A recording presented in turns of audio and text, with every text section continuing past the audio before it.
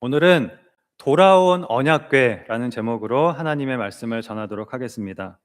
우리가 사무엘상 4장에서부터 계속해서 언약궤 이야기를 보고 있는데요.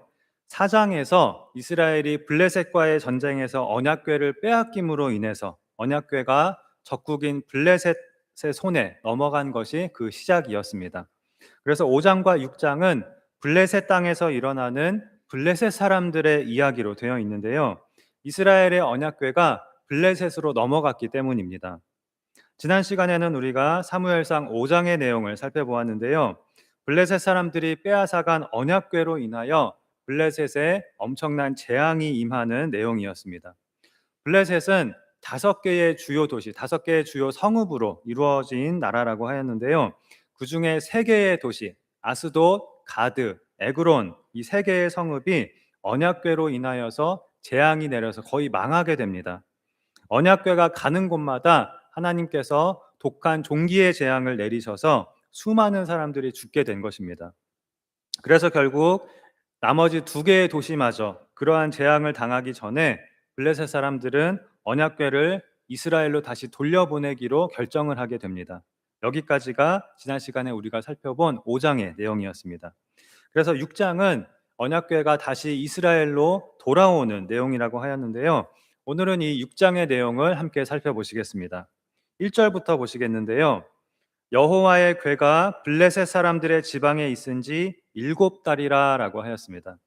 그러니까 우리가 5장에서 보았던 블레셋의 3개의 성읍에 내린 그 독한 종기의 재앙은 단지 며칠 동안 있었던 그런 재앙이 아니라 무려 7달 동안이나 계속되었던 재앙이었음을 알 수 있습니다.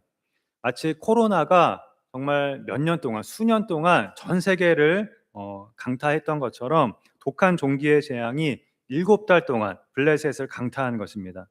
강도는 사실 코로나보다 훨씬 더 강력하였는데요. 5장 11절에 보면 온 성읍이 사망의 환란을 당하였다고 하였고요. 5장 12절에는 성읍의 부르짖음이 하늘에 사무쳤다고 하였습니다. 14세기에 유럽에 창궐했던 흑사병으로 유럽 인구의 무려 30%가 목숨을 잃었는데요. 그런 무시무시한 재앙이 이 블레셋에 7달 동안 내린 것입니다. 그러나 이 재앙의 경우에는 그 원인이 분명하였는데요. 블레셋 사람들이 이스라엘의 언약궤를 빼앗아서 블레셋으로 가지고 온 것이었습니다. 그리고 이들은 그 언약궤를 자신들이 섬기는 다곤 신상 옆에 두어서 여호와가 다곤 신에게 굴복한 것을 나타내려고 하였는데요. 그러나 오히려 다곤 신상이 이유 없이 고꾸라지고 머리와 손목이 잘려나가는 그런 이상한 일이 일어나게 되었고, 이어서 독한 종기의 재앙이 언약궤가 가는 도시마다 내린 것입니다. 그래서 결국 블레셋 사람들은 이 블레셋이 언약궤로 인하여 완전히 망하기 전에 언약궤를 이스라엘로 돌려보내기로 결정을 하였는데요. 가져올 때는 그렇게 의기양양하게 가져왔으면서 이제 돌려보낼 때에는 그렇게 하지를 못합니다.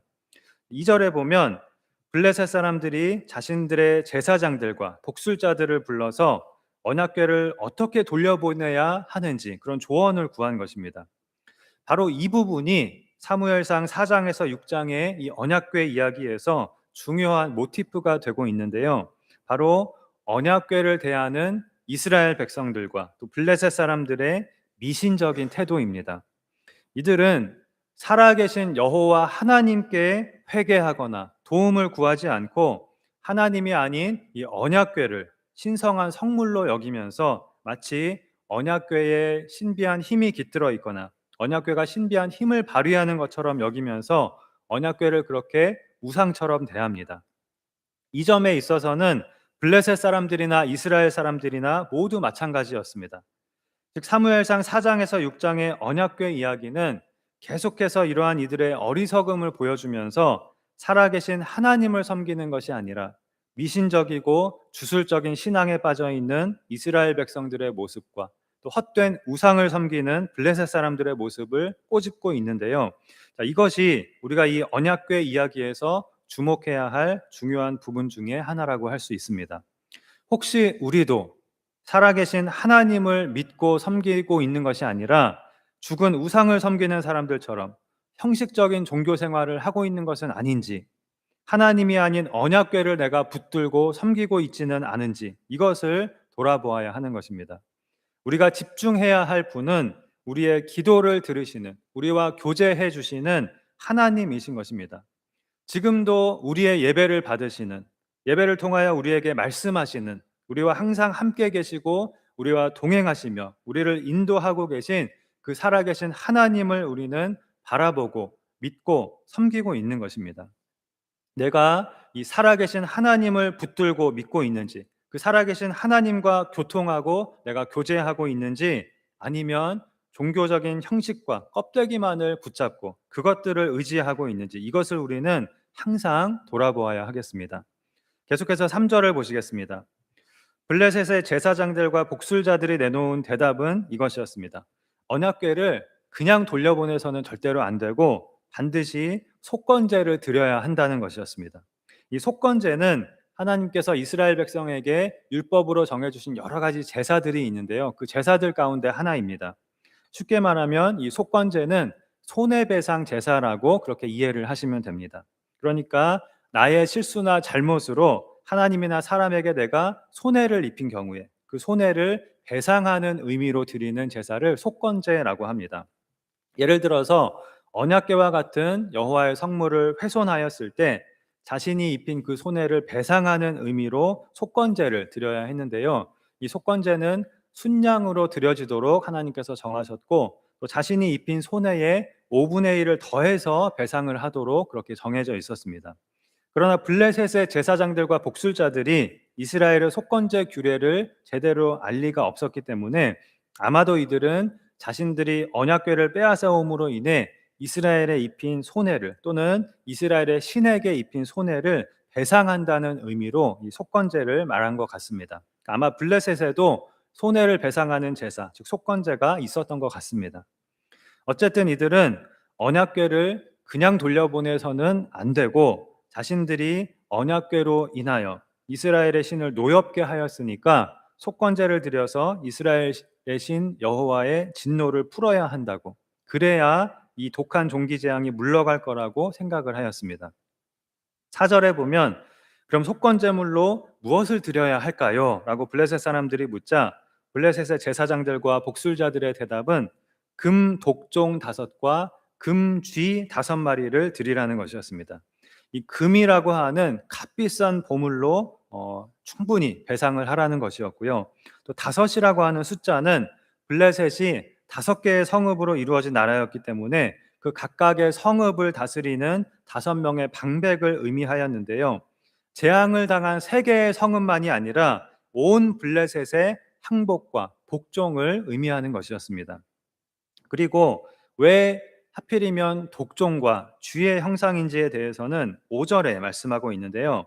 이들은 자신들에게 생긴 이 독종을 쥐가 퍼뜨리는 것으로, 물론 하나님께서 내리신 재앙이지만 쥐들이 그 독종을 퍼뜨리고 다니는 것으로 그렇게 생각하였던 것 같습니다. 그래서 금 독종 5, 금 쥐 5마리를 만들어서 여호와께 바치라고 한 것인데요.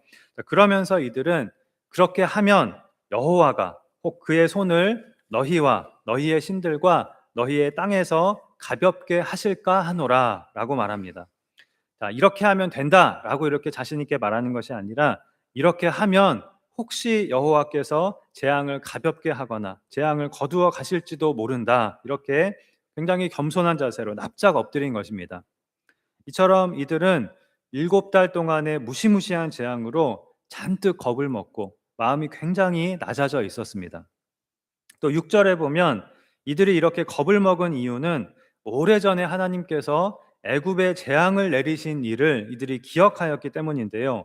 공교롭게도 오래전 이스라엘 백성이 출애굽할 때 애굽 사람들로부터 많은 재물을 받아 가지고 나온 것처럼 하나님의 언약궤가 처음에는 블레셋의 포로가 되어 갔지만, 그래서 다곤 신전으로 옮겨졌지만 하나님의 권능으로 블레셋에 재앙을 내리고 다시 돌아올 때에는 금 독종 5과 금쥐 5이라는 아주 많은 금을 받아가지고 돌아오게 되었습니다. 그런데 이 블레셋 사람들은 이렇게 여호와 하나님을 두려워하고 또 완전한 복종과 경외를 표하면서도 언약궤를 이스라엘로 돌려보내면서 한 가지 시험을 하게 됩니다. 7절에 보면 이들은 언약궤를 실을 새 수레를 하나 만들고 아직 한 번도 멍에를 메어보지 않은 젖나는 소 두 마리를 끌어다가 수레를 끌게 하였습니다. 젖나는 소라고 하는 것은 새끼를 낳은 지 얼마 안 되어서 아직 새끼에게 젖을 먹이고 있는 어미소를 말합니다. 그런 암소 두 마리를 데려다가 수레를 끌게 한 것입니다. 그리고 그 송아지들은 강제로 떼어서 어미에게서 떼어서 집으로 돌려보냈습니다. 무슨 시험을 하려고 한 것이냐면요. 젖나는 어미소들은 자기 새끼에게로 가려고 하는 아주 강한 본능을 가지고 있거든요. 게다가 이 소들은 아직 한 번도 멍에를 메어보지 않은 소들이었습니다. 그럼에도 불구하고 이 젖나는 어미소들이 자기 새끼들에게로 가지 않고 이스라엘 땅을 향하여 수레를 끌고 가는지 이것을 시험해 보려고 한 것입니다. 왜 이런 시험을 한 것이냐면요. 9절에 보면 만일 이 소들이 본능을 거슬러서 수레를 끌고 이스라엘 땅으로 가면 지난 7개월 동안 블레셋의 창궐한 독종 재앙은 여호와 하나님으로부터 온 것이 분명하다는 결론을 내리려 하는 것이었고요. 만일 그렇지 않고 소들이 본능대로 자기 새끼들에게 그냥 가버리면 독종 재앙은 언약궤와 상관없이 그냥 우연히 일어난 일이다. 이렇게 결론을 내리고자 한 것이었습니다. 이들이 언약궤를 돌려보내려는 목적지는 베세메스라는 성읍이었는데요. 베세메스는 에그론에서 제일 가까운 이스라엘의 성읍이었습니다. 언약궤가 마지막으로 머물렀던 곳이 바로 블레셋의 에그론이었잖아요. 그 에그론에서 가장 가까운 이스라엘의 성읍인 베세메스로 언약궤를 돌려보내고자 한 것입니다. 그럼 이들의 시험의 결과는 어떻게 되었을까요? 12절에 암소가 벳세메스 길로 바로 행하여 대로로 가며 갈 때에 울고 좌우로 치우치지 아니하였고 블레셋 방백들은 벳세메스 경계선까지 따라가니라라고 하였습니다. 이 어미소들이 자연 법칙을 거스르고 본능을 거스르고 젖먹이던 새끼들이 있는 곳으로 가지 않고 벳세메스를 향하여 똑바로 나아갔는데요. 좌우로 치우치지도 아니하였다고 하였습니다. 그리고 갈 때에 이 소들이 그렇게 가면서도 울면서 계속해서 울면서 갔다고 하였는데요. 블레셋의 방백들은 이것을 보면서 이 소들이 자신의 의지와 상관없이 하나님의 권능에 이끌려서 지금 벳세메스로 똑바로 나아가고 있다는 것을 분명하게 깨달았을 것입니다. 이렇게 해서 결국 이 소들은 언약궤를 벳세메스까지 운반하게 되었는데요. 14절에 보면 수레가 벳세메스 사람 여호수아의 밭 큰 돌 있는 곳에 이르러 비로소 멈추어 섰다고 하였습니다. 그리고 여기에 이 큰 돌이라고 하는 것은 아마도 제단의 역할을 하는 그런 큰 돌이었을 것입니다. 벳세메스 사람들은 언약궤를 발견하고 매우 기뻐하면서 그 자리에서 하나님께 감사의 제사를 드렸는데요. 암소들이 끌고 온 그 수레의 나무를 패서 그 암소들을 하나님께 제물로 드렸습니다. 그리고 블레셋의 방백들은 이 모습까지를 다 지켜보고 그리고 나서 다시 에그론으로 돌아갔다고 하였습니다. 이렇게 해서 이스라엘이 블레셋에 빼앗겼던 언약궤는 사실 스스로 다시 이스라엘로 이렇게 돌아오게 되었는데요. 바로 하나님께서 권능을 행하신 것이었습니다. 그렇다면 언약궤와 블레셋 사람들의 이야기를 다루고 있는 이 5장과 6장에서 우리가 생각해 보아야 할 것은 무엇일까요? 사무엘상 5장과 6장의 내용은 한마디로 블레셋 땅에서 하나님께서 행하신 권능과 그에 대한 블레셋 사람들의 반응이라고 할 수 있는데요. 이 블레셋 사람들의 반응에 대해서 우리가 좀 생각해 보고자 합니다. 특별히 오늘 본문에서 블레셋 사람들이 젖나는 소와 송아지들을 이용해서 한 이 시험에 대해서 좀 생각해 보겠습니다. 이들이 이러한 시험을 한 것은 자신들에게 내린 독한 종기의 재앙이 여호와 하나님으로부터 온 것인지 아니면 우연히 일어난 일인지를 이것으로 판단을 하겠다는 것이었습니다. 바로 이 부분이 이들이 이러한 생각을 하고 또 이러한 시험을 하고 있는 이 부분이 우리가 스스로를 돌아보아야 할 굉장히 중요한 교훈을 우리에게 가르쳐주고 있다고 생각을 합니다. 무엇이냐면요. 하나님께서 권능을 나타내시고 우리에게 보여주시고 말씀하심에도 불구하고 두 눈을 가리고 두 귀를 막고 인정하지 않으려고 하는 인간의 모습, 바로 우리의 모습입니다. 이미 5장에서도 우리가 보았는데요. 블레셋 사람들이 여호와의 언약궤를 그들이 섬기는 다곤 신상 옆에 가져다 놓자 하나님은 다곤 신상이 언약궤 앞에 엎드러져서 얼굴이 땅에 닿게 하셨습니다.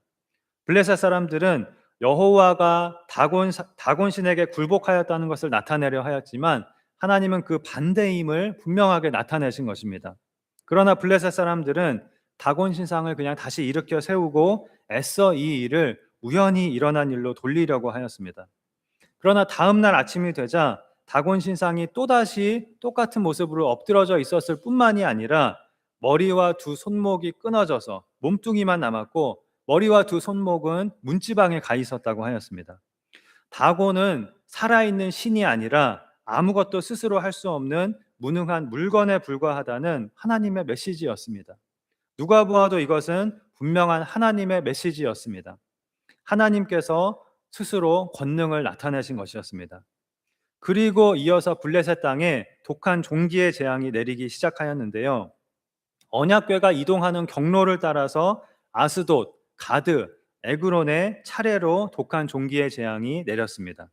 이것이 무려 7달 동안이나 계속되었습니다.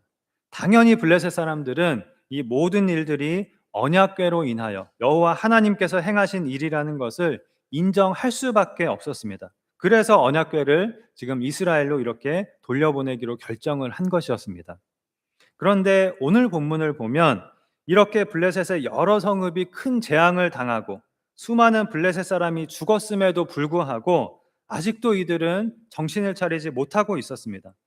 하나님께서 그토록 확실하게 다곤신의 무능함을 보여주시고 하나님의 권능을 나타내셨음에도 불구하고 그래서 더 이상 어떻게 할 수 없어서 언약궤를 돌려보내기로 하고서도 어떻게 해서든지 이들은 하나님의 권능을 인정하지 않으려고 하고 끝까지 하나님을 시험하면서 이 모든 일들이 그냥 우연히 일어난 일이었기를 바라고 있는 것입니다. 마치 애굽의 바로 왕이 하나님께서 애굽에 내리시는 그 10가지나 되는 재앙을 보면서도 계속해서 마음을 완악하게 한 것과 같았습니다. 얼마나 어리석은 일입니까? 게다가 블레셋 사람들이 시험을 한 방식을 보면요. 웬만하면 자신들이 원하는 결과가 나오도록 사실 자신들에게 유리한 쪽으로 이렇게 거의 조작을 해놓은 것과 다름이 없었습니다. 전나는 어미소들이 송아지들에게로 가게 될 것은 거의 기정사실이었거든요. 게다가 이들이 이런 시험을 한다고 해서 하나님이 이들의 일방적인 시험에 응하실 것이란 보장도 없는 것이잖아요. 이들이 한 시험은 단지 어떻게 해서라도 끝까지 하나님의 권능을 인정하지 않으려는 것에 불과했습니다. 그러나 이것이 얼마나 어리석은 일입니까? 만일 소들이 베세메스로 가지 않고 새끼들에게로 갔다고 한다면 그러면 이들의 말대로 그동안 블레셋에 일어난 일들이 우연한 일들이 되는 것입니까? 아니지요. 그 모든 일들이 하나님께서 권능으로 행하신 일이라는 것에는 변함이 없는 것입니다. 오히려 소들이 베세메스로 가지 않았다면 블레셋은 언약궤를 보내지 않았을 것이고 그러면 계속되는 재앙으로 아마 블레셋은 멸망을 하고 말았을 것입니다. 만일 그렇게 되었다면 그것은 자신들이 자초한 멸망인 것입니다. 오늘 본문의 이러한 블레셋 사람들의 모습은 오늘날 하나님께서 나타내신 권능을 끝까지 부정하고 어떻게 해서라도 창조주 하나님을 인정하지 않고 어떤 핑계를 대서라도 하나님을 믿지 않으려고 하는 이 세상에 너무나 많은 사람들의 모습을 우리에게 보여줍니다.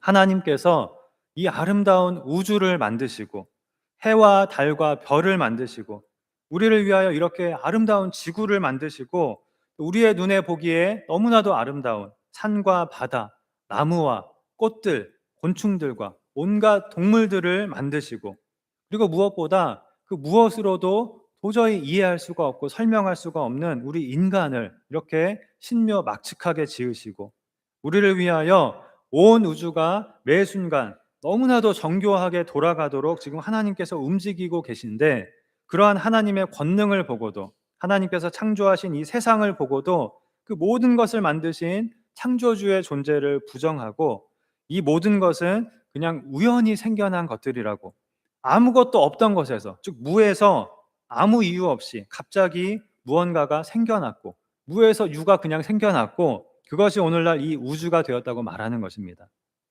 우리의 눈에 너무나도 아름답게 보이는 대자연과 동식물들, 그리고 우리에게 눈이 있어서 이렇게 보고 귀가 있어서 듣고 입이 있어서 말을 하고 동물들과 분명하게 구별되는 명확한 언어가 있는 것, 또 우리에게 영혼이 있는 것, 이것을 부인하고 인간은 동물에 불과하다, 원숭이와 똑같다, 이렇게 주장하면서 창조주 하나님을 믿지 않으려 하는 것입니다.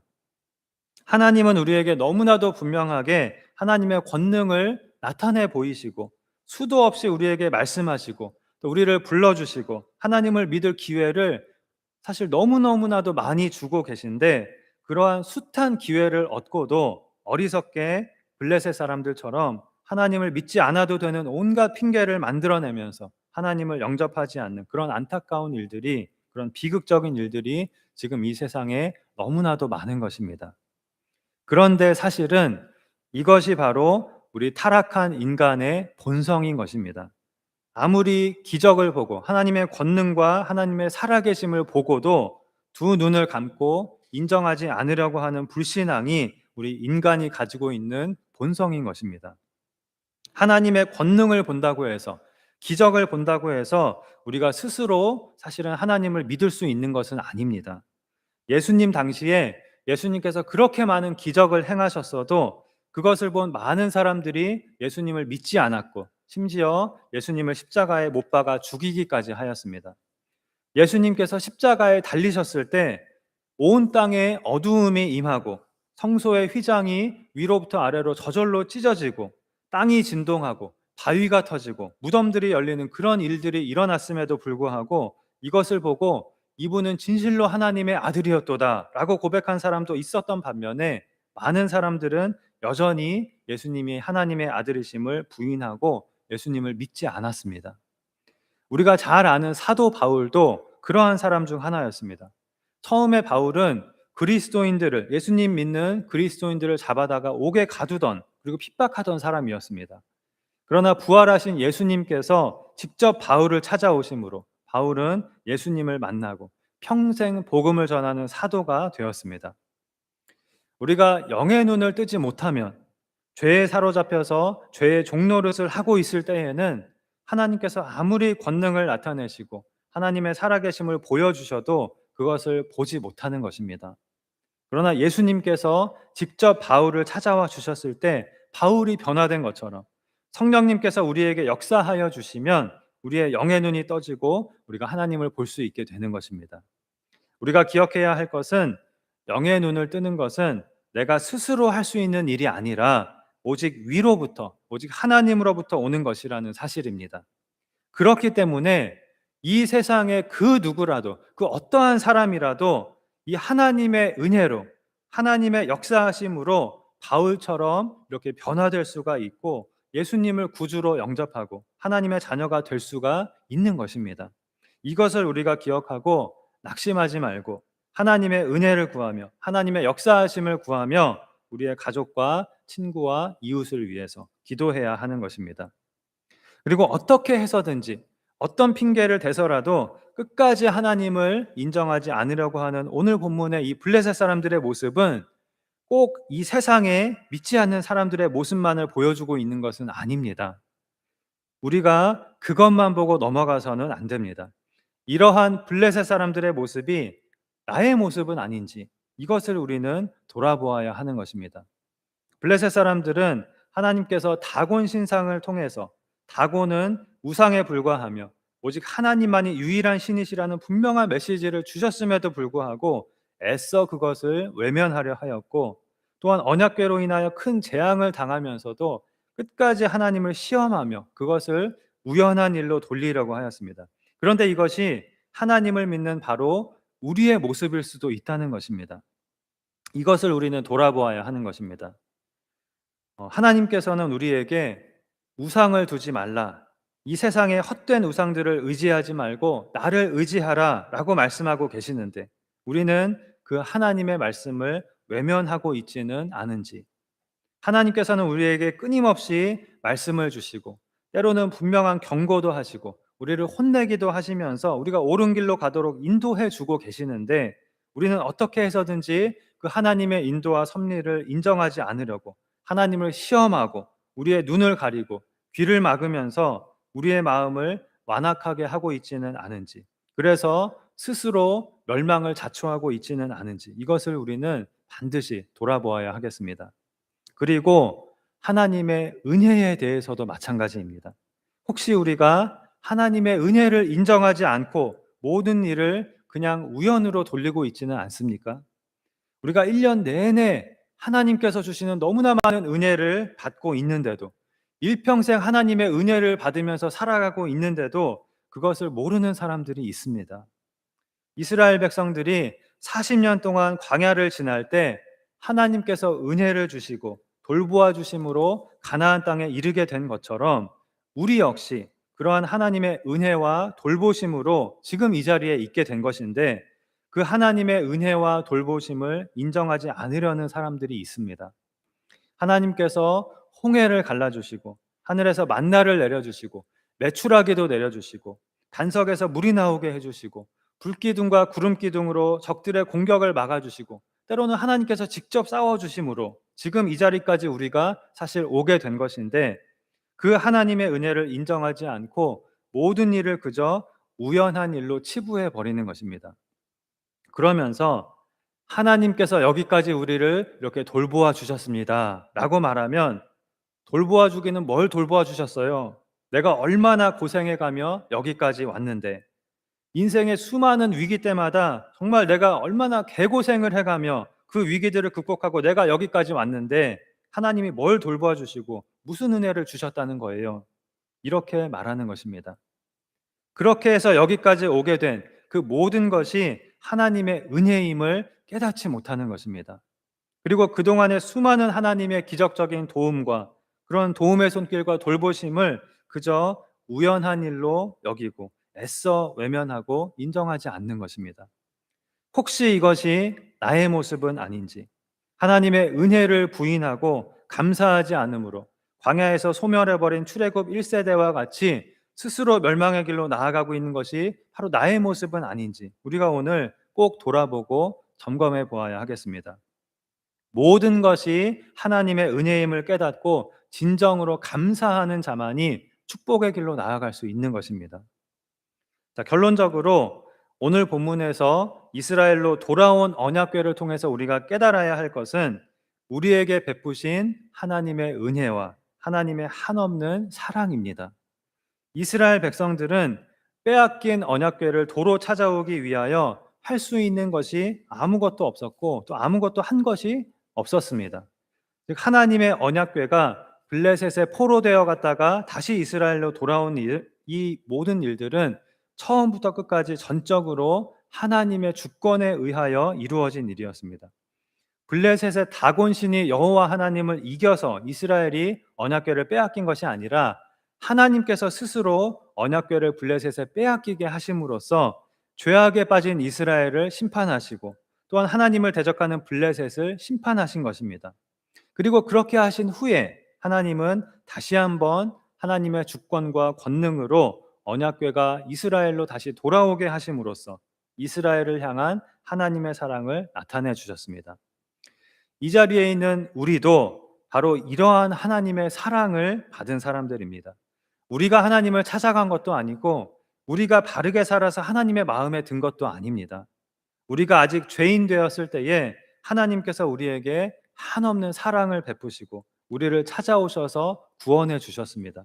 우리가 조금이라도 다른 사람들보다 내가 낫거나 이러한 특권을 누릴 자격이 조금이라도 있어서가 아니었습니다.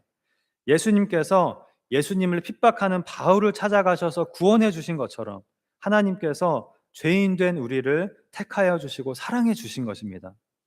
왜 우리를 구원해 주신 것입니까? 바울을 변화시켜서 이방인의 사도로 삼으신 것과 같이 우리를 통하여 이 세상의 많은 사람들을 구원하시려고 우리를 구원해 주신 것입니다. 하나님께서 이스라엘 백성을 택하여서 하나님의 백성으로 삼으신 것도 마찬가지입니다. 이스라엘을 이 세상을 향한 제사장 나라로 삼으시고 사실은 온 세상을 구원하시기 위해서 이스라엘을 특별히 구약시대에 택하신 것입니다. 이것이 하나님께서 우리를 택하여 자녀로 삼아 주신 이유라는 것을 우리는 기억해야 하겠습니다. 지금도 하나님의 영광은 온 우주에 찾고 하나님의 권능과 하나님의 살아계심이 모든 사람에게 보여지고 있지만 영적으로 타락한 우리 인간은 성령님께서 역사하시지 아니하시면 하나님의 살아계심을 보고도 깨달을 수 없다고 하였습니다. 복음을 듣고도 깨달을 수가 없습니다. 예수님을 보고도 영접할 수가 없습니다. 하나님의 권능을 보고도 온갖 핑계를 대면서 하나님의 살아계심을 인정하지 않으려고 합니다. 이러한 이들을 위해서 우리가 기도해야 하겠습니다. 하나님께서 직접 이들을 찾아가 주시고 만나 주시고 변화시켜 주셔서 이들이 하나님의 권능과 하나님의 살아계심을 인정하고 예수님을 구주로 영접하고 우리와 같은 하나님의 자녀가 되게 해달라고 기도하고, 또 그리고 우리는 하나님의 모든 은혜를 깨닫고 진정으로 감사하는 복된 삶을 살아가게 해달라고 우리가 기도해야 하겠습니다. 그럼으로써 이 세상에서 우리가 어떠한 일을 만나도 감사로 하나님을 기쁘시게 하며 축복의 길을 걸어가는 자가 되고, 이 세상을 향하여서는 하나님의 살아계심과 하나님의 권능을 나타내는 귀한 축복의 통로의 사명을 감당하는 복된 하나님의 백성으로 살아가는 그런 우리 모두가 되기를 주님의 이름으로 축원합니다. 기도하시겠습니다. 하나님 아버지, 하나님은 지금도 하나님의 권능과 하나님의 살아계심을 분명하게 우리에게 나타내 주고 계시고 우리에게 분명하게 말씀하시며 우리를 인도하여 주고 계신데, 우리는 어리석게도 그런 하나님의 인도하심에 스스로 귀를 막고 듣지 않고 불순종, 불신앙의 길로 나아갈 때가 많았음을 이 시간 고백합니다. 우리를 불쌍히 여겨주시고 용서하여 주시고 성령님께서 우리에게 역사하시고 우리를 변화시켜 주셔서 우리가 하나님의 인도하심을 밝히 보며 하나님의 말씀에 순종하며 믿음의 길, 축복의 길로 나아가게 하여 주시옵소서. 특별히 하나님의 부르심을 외면하며 믿지 않고 있는 우리의 가족들, 친구들, 이웃들을 위하여 기도하오니 이들에게 하나님께서 역사하심으로 바울과 같이 놀랍게 변화되고 하나님의 귀한 일꾼이 되는 기적적인 축복이 있게 하여 주시옵소서. 믿사오며 예수님의 이름으로 기도하옵나이다. 아멘.